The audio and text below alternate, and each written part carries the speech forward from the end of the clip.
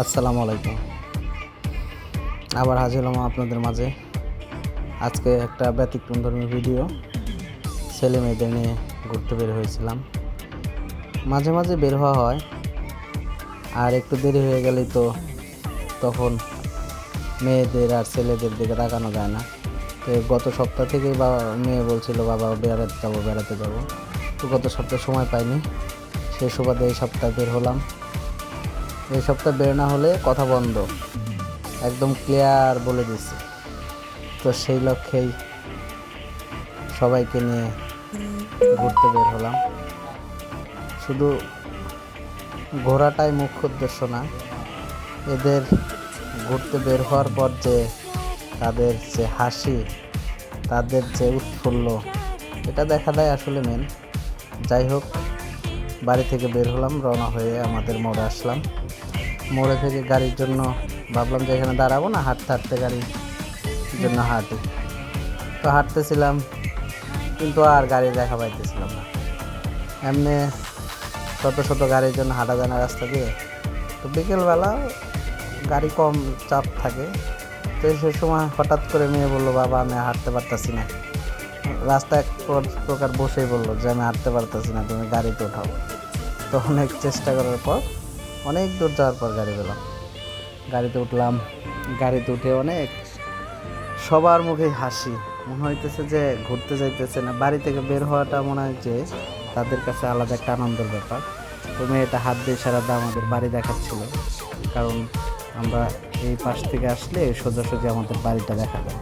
যাই হোক, স্বপ্নপুরী আসলাম। স্বপ্নপুরী থেকে আমাদের ব্রিজ আসলাম। ব্রিজের ওই পারে একটা ফুচকার দোকান আছে, ওইখানে গিয়ে ভাবলাম যে এইখানে না বসে ওইখানেই বসি। তো ওইখানে নামার পর সবাই বলতেছে না এইটাই খাবো না ওইটাই খাবো, মানে ওই যে বলে খাবার যেটাই হোক চাকচিক্য একটা বড় জিনিস, এটাও ভালো ফুচকা বানায়, অনেক সুন্দর। তো অটো থেকে নেমে ভাড়া দিতে গেছি, দেখলাম যে ভাঙটি নাই। পরে ফুচকালাকে বললাম যে ভাই 30 কিছু টাকা দাও, তো ভাড়া দিয়েই তোমাকে দিচ্ছি। তো ওর কাছ থেকে টাকা নিয়ে অটো ভাড়া দিয়ে ঘোরাঘুরি করলাম, ব্রিজে হাঁটাহাঁটি করলাম, অনেক ছবি তুললাম।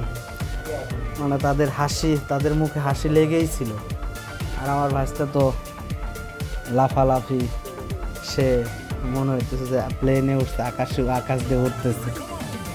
তো যাই হোক, সাথে ছোট্ট বোন আছে, ওর শয়তানি দেখে কে, ও এমন ফাজলামি করে বাবা, মনে হয় যে ও, আপনারা তার নিজের চোখে দেখতে পাচ্ছেন।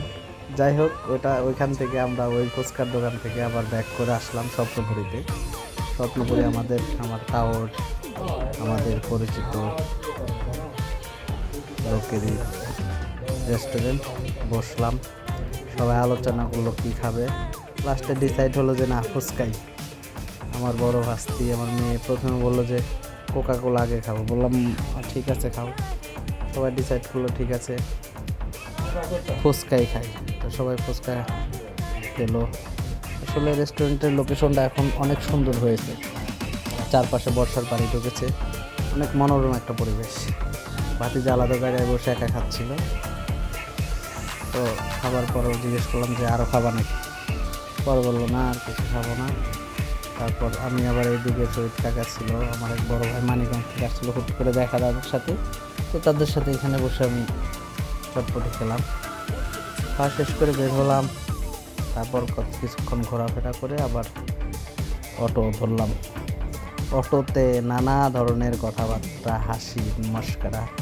যাই হোক, সব শেষ করে আবার মোড়ে এসে নামলাম। আবার নতুন ভাই নাকি ঠান্ডা। এটা আমার ভাইয়ের দোকান, এখানে ইংলিশে অর্ডার না করলে পণ্য পাওয়া যায় না। দৌড়েই আমার ভাস্তা আসলো, এসে বললো বাবা ঠান্ডা কিনে দাও। পরে যাই হোক, ঠান্ডা কিনে দিলাম। তাদের নিয়ে সুন্দর একটা বিকেল কাটাইলাম। Thank you so much.